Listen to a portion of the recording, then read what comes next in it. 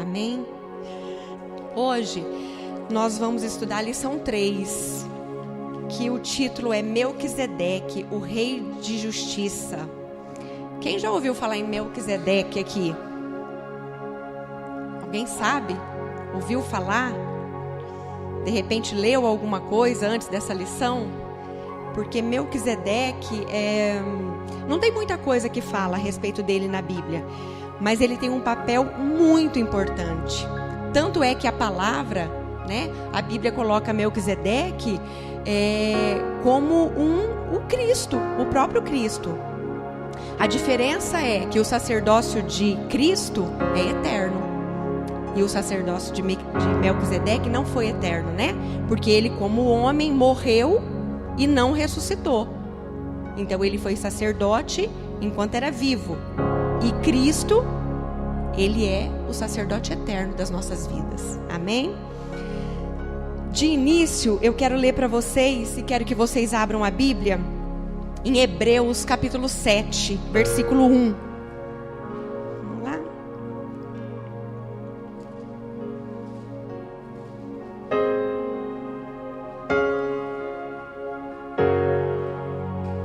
Hebreus 7, versículo 1.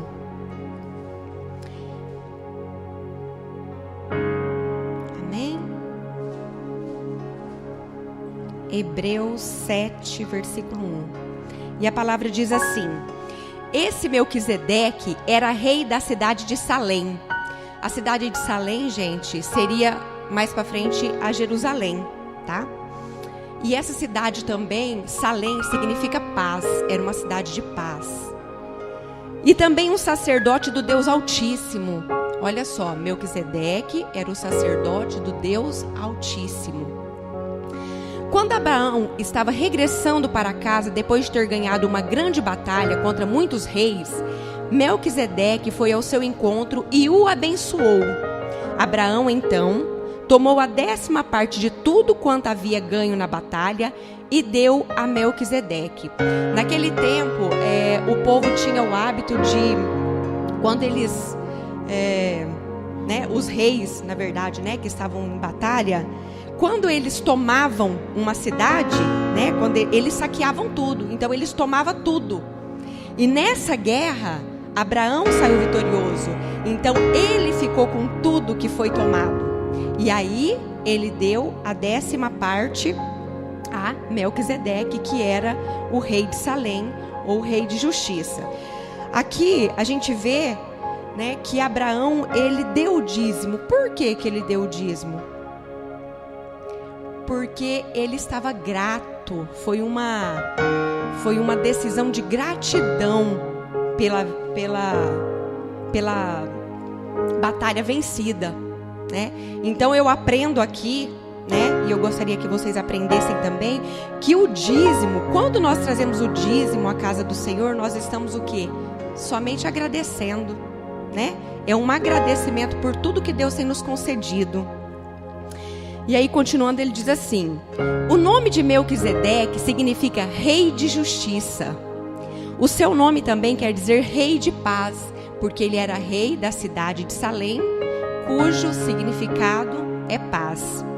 Por causa do nome da cidade dele, Melquisedeque que quer dizer paz. Então, por conta do nome da cidade, que é paz, Melquisedeque, que é o rei de justiça, também é chamado rei de paz, rei da paz. Melquisedeque aparece na história sem pai e nem mãe.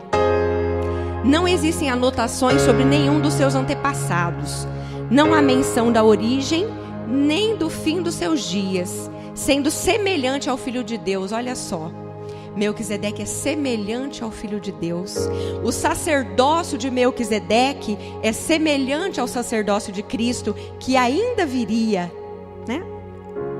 Ele permanece sacerdote para sempre. Quem permanece sacerdote para sempre? Jesus, Então veja bem, nesse início de história, a lei mosaica, debaixo da lei mosaica, o povo ficava distanciado de Deus pelos sacerdotes. Os sacerdotes ficavam entre Deus e o homem. O sacerdote, então, era um mediador que ensinava a lei ao povo. E principalmente oficializava os cultos religiosos aos israelitas. Então, naquele tempo, Melquisedeque, por exemplo, ele era rei de Salém. E aí ele era um homem justo, né? E ele fazia todo esse trabalho aqui. Só que daí tem uma questão. Os sacerdotes, naquele tempo, eles só podiam vir da tribo de Levi, né? Então era toda uma descendência. E Melquisedeque quebrou essa regra, já que ele aparece na história, como disse aqui na palavra, sem pai, sem mãe, e não existem anotações nenhuma sobre seus antepassados, como diz aqui a palavra que eu acabei de ler. Como que é isso então, né? Se até então o sacerdote só poderia vir da tribo de Levi. Mas a Bíblia não explica isso. A Bíblia só explica que ele, né, a origem dele é o quê? Ele é sem pai e sem mãe. Para atuar como sacerdote, era necessário um chamado de Deus, segundo a palavra. Sumo sacerdote é. Aí, para a gente saber o que é sumo sacerdote, a gente vai lá em Hebreus, capítulo 5, versículo 1. Tá? Para entender o que é o sumo sacerdócio. Hebreus 5. E aí a palavra diz assim: todo sumo sacerdote judaico é simplesmente um homem como qualquer outro. É um homem. Ele não é santo, ele não é um espírito, ele é um homem. Porém, ele é escolhido para falar por todos os outros homens aquilo que eles têm a tratar com Deus. Ou seja, o sacerdote era o intermediário entre o homem e Deus. Ele apresenta as ofertas deles a Deus e oferece a ele o sangue dos animais que são sacrificados. Isso é o trabalho do sacerdote. E, porque é homem, pode tratar com bondade os outros homens, embora estes estejam insensatos e ignorantes, pois ele também está sujeito à fraqueza. Por isso ele precisa oferecer sacrifícios para cobrir os pecados do povo e os seus próprios pecados. Claro, porque antes de Cristo, os sacerdotes, assim como Cristo, eram homens. Só que eles não eram santos como Cristo foi. Eles tinham um pecado.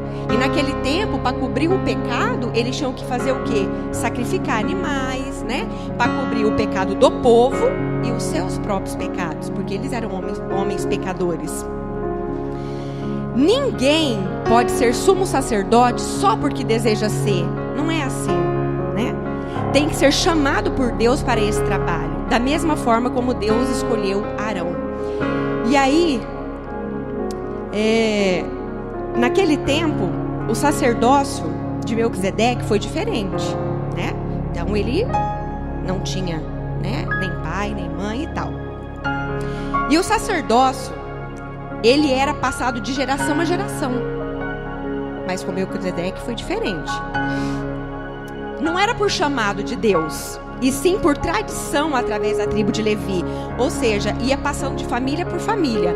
Então, quando o homem, né, ele chegava na idade de 30 anos, aí ele se tornava sacerdote. Então ele tinha que fazer todo esse trabalho aqui que nós acabamos de ver. No capítulo 5, ele tinha que fazer todo esse trabalho. Ele tinha que trabalhar duro. Ele tinha que interceder entre o homem e Deus. Ele tinha que fazer sacrifício de animais. Só ele podia entrar no Santo dos Santos para interceder pelo povo. Então esse era o trabalho dos sacerdotes. Esse sistema de sacerdócio baseado no parentesco foi cancelado, porque era fraca e inútil para salvar o povo. Claro, né? Um negócio onde eu ensino aquilo que eu não vivo, né?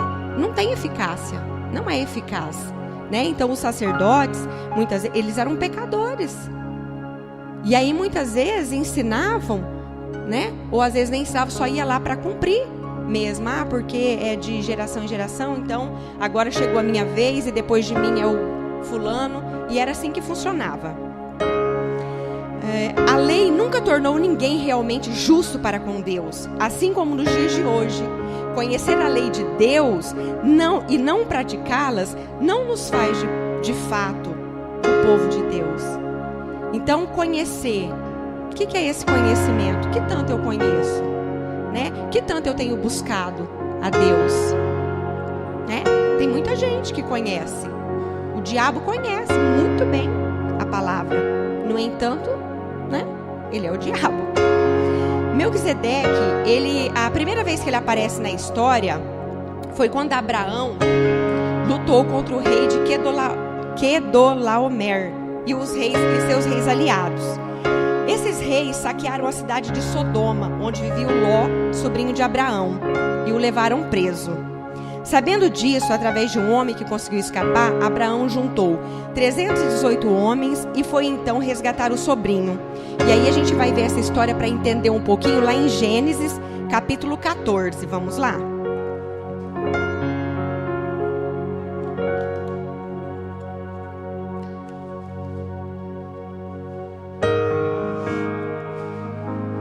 Gênesis 14, de 1 a 4. Para a gente entender quando foi que Melquisedeque apareceu pela primeira vez na Bíblia, a gente precisa entender essa passagem aqui. Então, em Gênesis capítulo 14, diz assim, ó. Nessa época, Anrafel, rei de Sinear, Arioque, rei de Elazar, Quedorlaomer, rei de Elaão e Tidal, rei de Goim, estavam em guerra contra Bera, rei de Sodoma, contra Birsa, rei de Gomorra, contra Sinabe, rei de Adimá, contra Semeber, rei de Zedoim, e contra o rei de Belá, depois conhecido pelo nome de Zoar.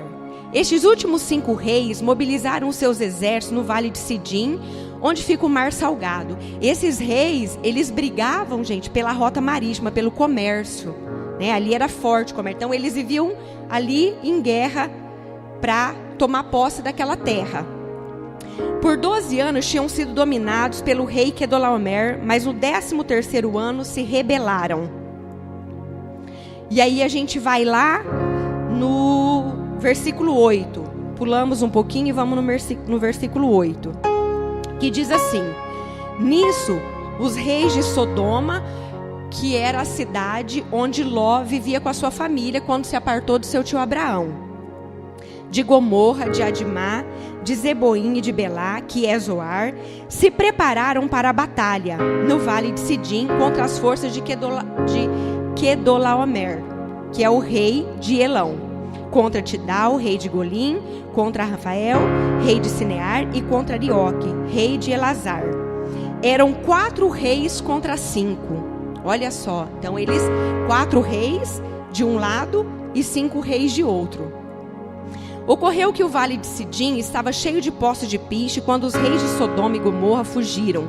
Alguns dos seus homens caíram nos poços de piche e o restante conseguiu escapar para as montanhas. Então os vencedores saquearam as cidades de Sodoma e Gomorra, levando consigo todas as riquezas e todo o seu mantimento, e deixaram a região. Lembra que eu falei agora há pouco que quando eles venciam uma batalha, eles levavam tudo que tinha? Então, o vencedor da batalha ficava com tudo que tinha, e eles saquearam Sodoma e Gomorra, que era a cidade onde Ló morava. Ló, sobrinho de Abraão, que morava em Sodoma, também foi levado junto com seus bens. Então, a Bíblia diz que Ló era muito rico, né? Ele e Abraão eram muito ricos, e aí eles se apartaram, né? Foi quando ele se apartou e foi para Sodoma, viver lá com a sua família. E aí um desses homens que conseguiu escapar foi até Abraão e contou para Abraão que Ló tinha sido levado cativo. Abraão, né, a Bíblia não fala se ele agiu por instinto, se ele agiu por cuidado com o sobrinho. A gente não sabe. Eu sei que ele teve o desejo, né? E é claro que isso aí vinha de Deus, porque Deus tinha um propósito, Deus tinha promessa na vida de Abraão, e Deus tinha que cumprir suas promessas na vida de Abraão. E aí precisava que algo grandioso acontecesse para que as promessas se cumprissem. Então, olha só. Quando Abraão soube, lá no versículo 14, quando Abraão soube que seu sobrinho Ló tinha sido capturado, juntou os 318 homens treinados. 318 homens para lutar contra um exército de 5 reis. Já pensou? Né? Corajoso, não? E esses homens tinham nascido lá no meio deles e perseguiu os inimigos até Dan. Abraão dividiu os seus homens em grupos e atacou-os durante a noite e os derrotou, perseguindo-os até Obá, ao norte de Damasco, recuperando todos os bens que tinham sido saqueados. Ou seja, eles tinham levado todos os bens de Ló, das cidades, né? E agora Abraão foi lá, venceu a batalha e aí tomou tudo, né? Porque era assim que funcionava. Então ele recuperou todos os bens. Ele trouxe também de volta seu sobrinho Ló, os bens dele e suas mulheres e os demais prisioneiros. Abraão voltou vitorioso da luta contra Quedorlaomer e os reis aliados. No vale de Savé, isto é, o vale do rei, veio encontrar-se com ele o rei de Sodoma. Imagina, né? O rei de Sodoma que havia perdido a batalha, e daí ele deve ter, Abraão venceu a batalha, deixa eu ir lá, né? Exaltar Abraão, quem sabe ele me devolve aquilo que foi tirado da minha cidade. Daí foi ao encontro. Mas aí aparece Melquisedeque, que também foi ao encontro de Abraão. Só que olha só como que Melquisedeque tinha um propósito muito diferente na vida de Abraão. Diferente do rei de Sodoma, que foi lá por interesse. Aí Melquisedeque, lá no versículo 18, né, Melquisedeque, rei de Salém e sacerdote do Deus Altíssimo, ofereceu-lhe pão e vinho e abençoou Abraão, dizendo, né, olha só o que Melquisedeque disse a Abraão: que a bênção do Deus Altíssimo, Criador dos céus e da terra, seja sobre você, e bendito seja o Deus Altíssimo, que entregou os seus inimigos em suas mãos. Olha só. Então imagina você, Abraão, com 318 homens, né, ter ido lá e ter vencido aqueles reis poderosíssimos, né? Então o que aconteceu? Eu imagino, né, pelo que eu li aqui, imagino que aquela região toda ficou sabendo. E aí o pessoal começou a exaltar Abraão. Poxa, o cara é o cara, né? Olha só, venceu os reis e tal. E eu imagino que Abraão, sendo ser humano como ele era, ele deve ter né? Nossa, eu sou o cara mesmo, né? Eu venci lá e tal. E penso eu que de repente ele deu uma esquecidinha ali de Deus. Então nós, na condição de seres humanos, muitas vezes a gente se enche de nós mesmos e esquecemos que quem entra com providência na nossa vida é Deus, que nós por nós mesmos não somos capazes de nada, tá? Quando nós queremos agir pelas nossas próprias forças, nós saímos derrotados. Mas quando nós oramos e pedimos ao Senhor que entre com providência e nós agimos na direção de Deus, aí sim, né? E aí a gente não fica cheio de orgulho próprio. E aí chega Melquisedeque, e o que Melquisedeque, sacerdote do Deus Altíssimo, disse para ele? Olha só, vou ler de novo. Bendito, né? Que a bênção do Deus Altíssimo, Criador dos céus e da terra, seja sobre você, e bendito seja o Deus Altíssimo que entregou os seus inimigos em suas mãos. Ou seja, ele não venceu porque ele era bom demais, ou porque ele tinha os melhores lutadores. Não. Melquisedeque, nesse momento, reconheceu e saiu lá de onde ele estava, da cidade de paz dele, e foi lá falar com Abraão, né? Que aquilo era o quê? Intervenção divina, né? Melquisedeque, como ele era temente a Deus, ele era um homem justo, né? Ele era um homem que cria em Deus. Ele logo falou, não, esse cara, né? Ele é dos meus, ele crê no mesmo Deus que eu, porque só o meu Deus seria capaz de fazer o que fez.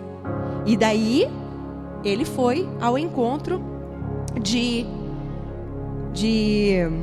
Abraão e falou isso. E aí quando ele, né, proferiu essas palavras e abençoou Abraão, né? E neste momento a gente entende que Melquisedeque era superior a Abraão. Por quê? Porque o maior abençoa o menor, né? A gente entende isso. E aí o que Abraão fez? Abraão tomou, né, 10% e entregou de dízimo a Melquisedeque. Esses 10% era o quê? Era do que ele tinha na terra dele? Não. Esses 10% é daquilo que ele havia ganho nessa batalha, tá? Então, em gratidão a Deus, ele pegou esses 10% e foi lá e entregou a Melquisedeque. E aí, é importante saber que o quê? Que Melquisedeque, embora ele tivesse aí um sacerdócio, e ele praticou isso neste momento que a gente viu, ele foi lá e abençoou Abraão. Estudando, a gente percebe o quê? Como que Melquisedeque conheceu a Deus? Ele não tinha, a Bíblia diz que ele não tinha antepassados, nem pai, nem mãe, tal. Como então, né? E aí a Bíblia explica, né, que ele conheceu a Deus por uma tradição que se espalhou após o dilúvio, ou, né, junto com isso, uma revelação sobrenatural de Deus, já que ele ouviu que existia um Deus altíssimo, um Deus grandioso, e ele, eu quero conhecer desse Deus. E aí, aquelas histórias, né, pós-dilúvio, se espalharam. E aí, ele, como um homem justo que era, buscou a Deus. Assim como nos dias de hoje. Hoje nós ouvimos falar de Deus, não é verdade? Só que aí a gente ouve falar, né? Aí entra aqui e sai aqui, ouvir falar. Porque se a gente ouvir falar e a gente buscar conhecer, nós também podemos ser mediadores, né? Nós podemos ser pessoas que buscam interceder através de outras pessoas com Deus. Então, porque nós aqui na terra, nós também temos um sacerdócio. Todos nós temos um sacerdócio, né? Então esse é o nosso dever diante de Deus. Então ele conheceu a Deus dessa maneira, como as histórias do dilúvio, e foi o suficiente para que ele cresce no Deus Altíssimo e buscasse fazer a sua vontade. Melquisedeque, ele se destacou, ele era conhecido naquela região. Ele se destacou por ser um homem justo e praticante da justiça. Seu nome se identifica com o seu caráter, que é Deus de justiça. Ou seja, Melquisedeque, ele não governava a cidade de Salém com 2 pesos e 2 medidas. Ele governava com justiça. E aí a Bíblia diz que a cidade era uma cidade chamada Salém, que também significava paz. Quando o governo é justo, a paz. Então o povo de Salém vivia em paz, porque eles tinham um governante, um rei justo, um rei pacífico. O caráter de Melquisedeque era aquele caráter que ele buscava agradar a Deus. E ele, quando ele fazia os cultos religiosos na cidade dele, já que ele era governante da cidade, ele ensinava para o povo dele o temor do Senhor. E o povo aprendeu. E o povo vivia em paz. Ele prega e vive aquilo que prega. Daí a sua grandeza moral e espiritual. Segundo a palavra, gente, Melquisedeque, ele tinha moral. As pessoas tinham respeito por ele. As pessoas não tinham medo. O rei. Não, as pessoas tinham respeito. As pessoas tinham amor porque ele praticava o sacerdócio dele com amor. Tanto é que aqui diz que o sacerdócio de Melquisedeque é igual ao de Cristo. A única diferença é que o sacerdócio de Cristo é eterno. Por isso que quando a Bíblia diz assim, da ordem de Melquisedeque, né, que a gente vai ver mais à frente, está querendo dizer o quê? Que embora Melquisedeque não viesse da tribo de Levi, E nem Jesus, porque Jesus também quebrou a tradição. Jesus também não era da tribo de Levi. Jesus veio da tribo de Judá, né? Então Jesus também. E Jesus foi o quê? Chamado por Deus. Ele não caiu ali de qualquer jeito, ou passou de tradição de família. Não, como era na tribo de Levi. Jesus foi chamado por Deus. Melquisedeque era um homem pacífico e reinava sobre a cidade da paz. Seu caráter refletia seu amor a Deus. Então ele governava com amor, com temor a Deus. E seu caráter, eu te pergunto hoje, como eu me perguntei antes, tem refletido seu amor a Deus? Como que nós temos refletido o amor de Deus? Porque nós somos referência. Cada um de nós. Será que nós temos refletido o amor de Deus? Inúmeras vezes eu me perguntei isso essa semana. Senhor, tem misericórdia de mim, porque eu fiquei com vergonha quando eu li isso. Envergonhada mesmo. As coisas de Deus são muito sérias, gente. Você não sabe o tanto que nós somos observados. Você não sabe o tanto que as pessoas ficam de olho ali, ó, para olhar a sua vida, para saber. É lógico que nós somos humanos, né? Nós pecamos, isso aí né? A Bíblia diz: todos pecaram e destituídos estão da glória de Deus. Mas e aí? Até quando eu vou continuar pecando e pecando e pecando e voltando a pecar? Então eu coloquei essa questão aqui para a gente pensar um pouquinho em como a nossa vida, em como o nosso viver tem refletido a glória do Senhor. Se é que tem refletido a glória do Senhor, né? Então, peça a Deus para falar com você. De repente tem alguma coisa que precisa ser moldado no teu caráter, no meu caráter, assim como eu refleti bastante. Todo esse estudo dessa revista, nós vamos tratar sobre caráter. É um bom momento para nós aprendermos, né? E para a gente trazer pessoas para aprender, né? O caráter de Cristo. Como que é isso? Como que nós devemos viver? Como que tem que ser o nosso viver, né? Ah, é porque eu sou crente lá da igreja tal? Não.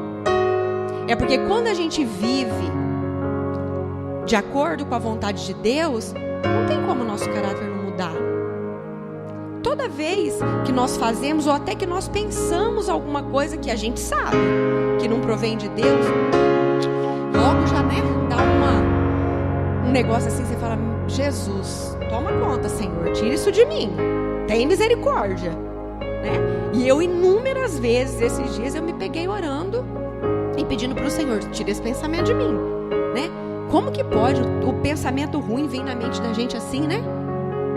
Misericórdia, uma coisa impressionante. Então, olha só, nós como cristãos temos o dever moral e espiritual de sermos promotores da paz. Primeiro em nosso lar. Então, olha só, primeiro de tudo no seu lar, né? Então, lá no meu lar, será que eu estou levando paz para dentro da minha casa? Ou será que eu estou levando contenda e confusão? Será que eu estou jogando os meus filhos um contra o outro? Ou de repente pai contra filho? Ou de repente eu tenho me colocado nesse papel? Né? Então, primeiro em nosso lar, depois o ambiente da igreja, né? Como que o diabo é astuto? Ele adora fazer confusão com o povo de Deus, né? Impressionante. A gente precisa vigiar, tá? Para levar paz aonde quer que a gente vá, que nós sejamos paz. Depois no relacionamento fraternal, no ministerial e eclesiástico, e também para com as pessoas de fora do nosso ambiente. Então, por que Melquisedeque era conhecido? Porque onde quer que ele fosse, qual que era a atitude dele? O caráter dele, ele era pacífico, ele era tranquilo, né? Mas isso aí é porque era dele mesmo? Não, porque vinha de Deus. Porque nós sem Deus, não conseguimos ser pacíficos. A verdade é essa. Nós não conseguimos ter um caráter moldado, nós não conseguimos ser pacíficos, nós não conseguimos viver em paz com todos, se a gente não estiver em constante oração. E falando com Deus o tempo todo: ó Senhor, né? Tira todo o mal de mim, tira todo o mal da minha mente, que todo pensamento pecaminoso que se afaste de mim, em nome de Jesus. Nós precisamos pedir isso a Deus constantemente. Pensei, falei. Não. Pensei, repreendi. Amém? Se o sacerdócio de Melquisedeque foi um sacerdócio justo, imagina o sacerdócio de Cristo. Já parou para pensar? Olha, Melquisedeque seu sacerdócio foi semelhante ao de Cristo. Imagina Cristo, gente, que também veio como homem, que também sofreu as mesmas dores, os mesmos problemas que nós sofremos hoje, e que Melquisedeque sofreu naquele tempo, e continuou ali, íntegro e justo, não se deixou abater. Cristo é nosso sumo sacerdote eterno. Assim como Melquisedeque também não fazia parte da descendência de Levi, como eu já disse, Jesus também não fazia. E ainda assim, ele veio lá da tribo de Judá, né, para nos resgatar com o teu próprio sangue. Porque hoje nós não temos mais a necessidade de sacrificar animais para purificação? Porque o sangue mais precioso já foi derramado por nós, que foi o sangue de Cristo. Então nós não precisamos mais disso. É só a gente se lembrar de Jesus, do sacrifício de Jesus na cruz por nós.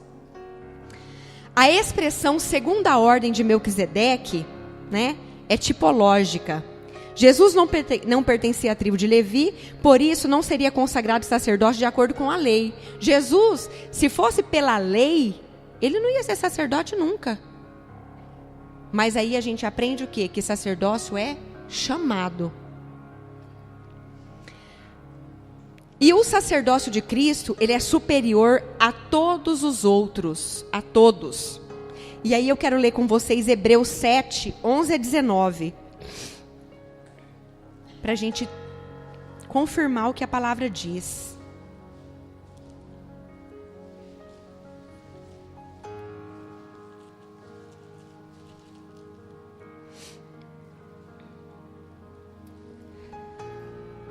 Olha só, Hebreus 7, versículo 11 até o 19. Diz assim: se os sacerdotes judaicos e suas leis fossem capazes de nos salvar, por que então Deus precisou mandar Cristo como sacerdote da mesma ordem de Melquisedeque, em vez de mandar alguém da ordem de Arão? A ordem a qual pertenciam todos os outros sacerdotes? Por quê que Deus precisou chamar Cristo para ser nosso sumo sacerdote? E quando se muda o sacerdócio, a lei também muda. Ora, aquele de quem se dizem essas coisas pertencia a outra tribo, Jesus. E nenhum membro dessa tribo jamais serviu como sacerdote. Ninguém da tribo de Judá, que era a tribo de onde vinha Jesus, descendente de Davi, foi chamado para ser sacerdote. Ninguém.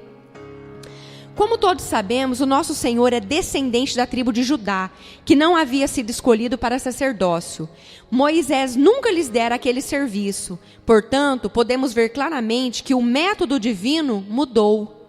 Pois Cristo, o novo sumo sacerdote, que veio da ordem de Melquisedeque, ou seja, que não veio por descendência, e sim pelo chamado de Deus, não se tornou sacerdote satisfazendo a antiga exigência de pertencer à tribo de Levi, mas de acordo com o poder que deriva de uma vida que não pode acabar.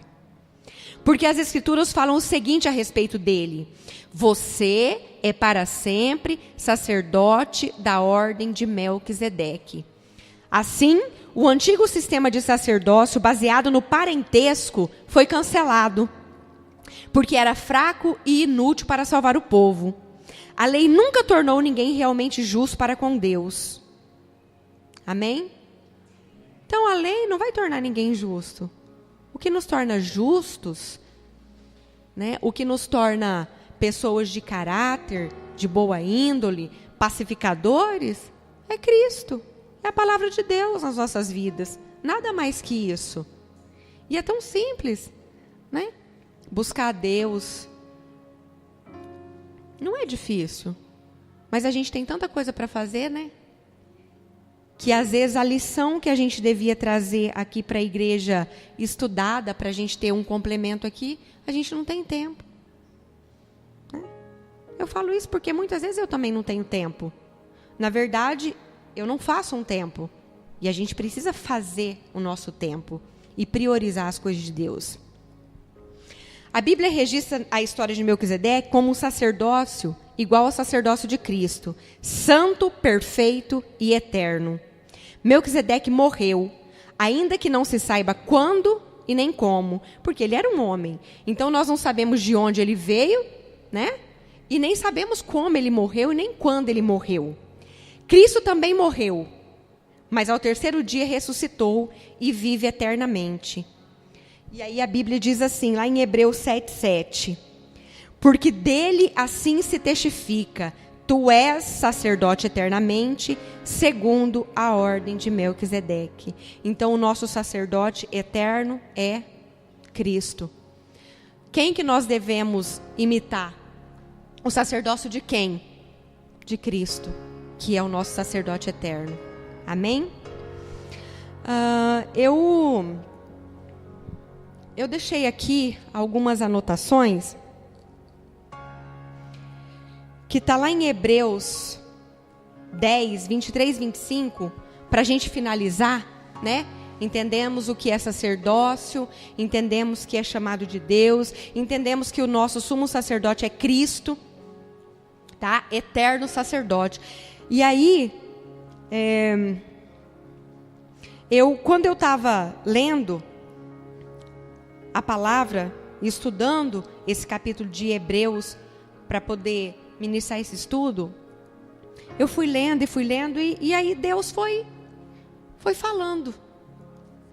E aí eu coloquei aqui um pedacinho que diz assim, ó: já sabemos que Jesus é nosso sumo sacerdote eterno e que podemos aguardar a salvação que Deus nos prometeu. Então, Deus nos prometeu a salvação, não é verdade? Nós temos a promessa da salvação. E aí, lá em Hebreus 10, 23, diz assim. Vamos abrir? Hebreus 10, 23. Olha a promessa de Deus para as nossas vidas. Assim como Deus prometeu a Abraão, Deus promete para nós ainda hoje. E olha que tremenda essa palavra. 10, 23. Agora podemos aguardar a salvação que Deus nos prometeu. Já não há mais lugar para dúvida, pois aquele que prometeu é fiel. Alguém tem dúvida de que Jesus morreu para nos salvar, que nós temos a salvação? Basta buscar. Em reconhecimento por tudo quanto Ele fez por nós, olha só, um recado de Deus para nós. Olha só, isso aqui não era para estar aqui, tá? Porque eu coloquei aqui de caneta depois. Olha só, lá no versículo 24. Em reconhecimento por tudo quanto Ele fez por nós, vamos procurar animar uns aos outros e sermos amorosos e praticarmos o bem. Olha só, gente. Vamos procurar animar uns aos outros. Será que nós estamos animando as pessoas que estão à nossa volta a buscar a Deus? Ou será que do mesmo jeito que a gente fica com uma preguicite aguda de vir para a igreja, vou deixar para me arrumar mais tarde, porque não sei se eu vou, se der coragem eu vou, se não der eu já estou aqui mesmo? Olha o que a palavra diz, né? Vamos animar, vamos procurar animar uns aos outros, a sermos amorosos e praticarmos o bem. Não descuidemos dos nossos deveres na igreja. Sério, né? Não descuidemos dos nossos deveres na igreja, nem das suas reuniões, como algumas pessoas fazem, mas animemo-nos e nos admoestemos uns aos outros, especialmente agora que o dia da sua volta está se aproximando. Gente, a volta do Senhor está próxima, os sinais estão aí. Como está a nossa vida? Será que nós temos buscado animar as pessoas? Será que nós temos feito aquilo que é da vontade de Deus? Não é da vontade do pastor ou da pastora que eu esteja aqui, por exemplo, hoje. Não é. É da vontade de Deus. E Deus tem essa vontade para todos nós. Não é para um ou para outro. Só que o que acontece? Deus precisa que nós nos levantemos, que nós busquemos mais. E eu, diante dessa palavra maravilhosa, quero desafiar você a ser animado, a animar os seus irmãos, o teu vizinho, o teu amigo, a tua amiga. Vamos animar as pessoas. Olha só, hoje é quarta-feira, é dia de estudo, é dia de aprender as coisas de Deus. Olha quantas pessoas estão aqui. Será que nós não estamos falhando? Será que nós não estamos vivendo? E aí o nosso viver não tem feito com que as pessoas sintam a menor vontade na igreja? Eu me perguntei isso. Ô Jesus, será que é o meu viver? Será que eu estou sendo pedra de tropeço na vida do meu irmão? Eu me perguntei. E pedi para Deus ter misericórdia da minha vida. Amém? Então fala com Deus. Vamos orar ao Senhor. Vamos pedir que o Senhor nos anime, que nós possamos animar as outras pessoas, em nome de Jesus, que nós possamos servir de fato a Deus de coração. Amém? Vamos orar. Senhor, obrigada, Pai, pela Tua palavra. Obrigada, Senhor, porque o Senhor é maravilhoso, porque o Senhor tem buscado, Senhor, os Teus filhos, porque o Senhor tem ensinado os Seus filhos, ó Pai. Senhor, que nós possamos estar animados com a Tua palavra, com o Teu ensino, Deus, e que nosso ânimo possa refletir na vida dos nossos irmãos, Pai. Eu te peço em nome de Jesus, que nós não desanimemos, ó Deus, que o Senhor possa estar conosco todos os dias nas nossas vidas, que nós possamos levantar da nossa cama animados, que nós possamos ter vontade, desejo, Senhor, de falar de Ti para as pessoas, ó Deus, que nós possamos ter o desejo de convidar as pessoas para vir à Tua igreja, ó Pai, para ouvir a Tua palavra.